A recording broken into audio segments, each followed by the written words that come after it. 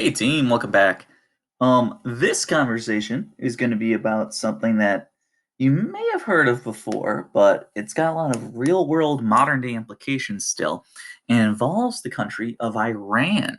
So we'll talk about Iran from a modern day perspective today as well.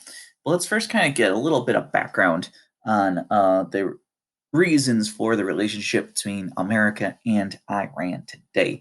Um, this is a incredibly dense topic. We could go into this for an entire course, but in some ways, a great place to start with American and Iranian relations is with Jimmy Carter. Jimmy Carter is the second president after Nixon's resignation. Gerald Ford took over for the rest of Nixon's term. Then Jimmy Carter wins election, and he's a Democrat.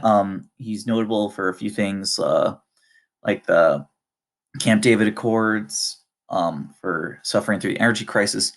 But maybe the biggest thing people still remember during his presidency is a situation that happens with Iran.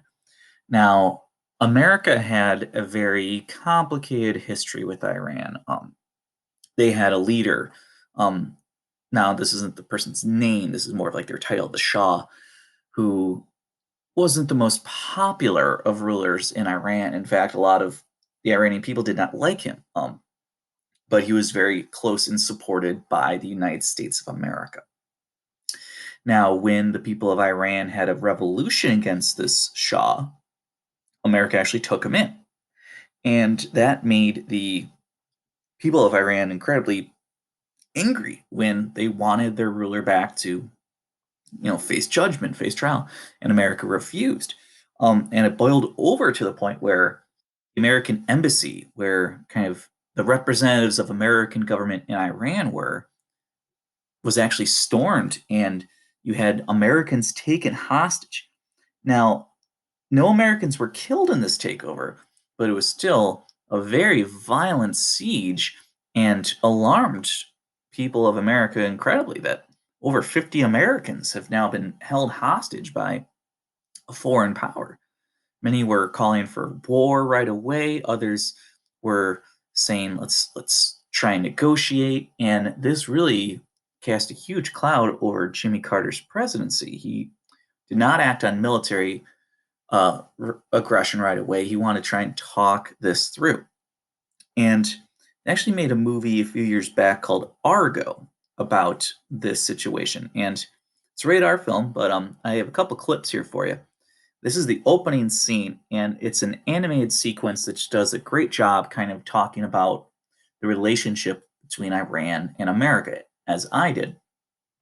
The next couple clips are some footage of the actual takeover of the the American embassy in Iran. So the film goes into this huge plan, which is a real plan, by the way, where the CIA was going to send in people posing as a movie crew, and they were going to then smuggle people out that way. And I won't spoil that. Let's just see the movie if you want to see if that works.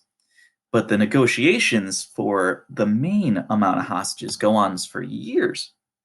And while they are released, it's not until Jimmy Carter's leaving office and Ronald Reagan takes over. Some suspect that that was always a ploy to ensure Carter never got credit for what he did, but I guess we'll never truly know there. But yes, while no one's killed, these American hostages really signaled the end of a diplomatic relationship with Iran. And from that day forward, America and Iran have not gotten along well at all. Now, back in Obama's administration, what happened was, along with Iran and about five other countries, a nuclear deal was struck. Iran had been developing the capabilities for a nuclear weapon, which clearly alarmed not just America, but many countries. So, in exchange for lifting economic sanctions or restrictions on Iran, Iran had agreed to limit its production of nuclear materials to allow different investigators to come in and to basically check and ensure that they're living up to their end of the bargain. And the agreement was signed. But then a few years ago, in the new administration, America actually withdrew from the Iranian nuclear deal.